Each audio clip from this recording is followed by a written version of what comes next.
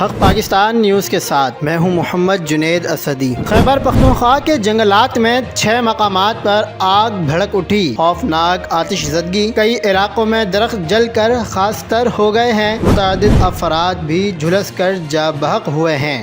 تازہ ترین ویڈیوز کے لیے چینل کو سبسکرائب کر کے بیل آئیکن اور آل نوٹیفیکیشن پر کلک کریں۔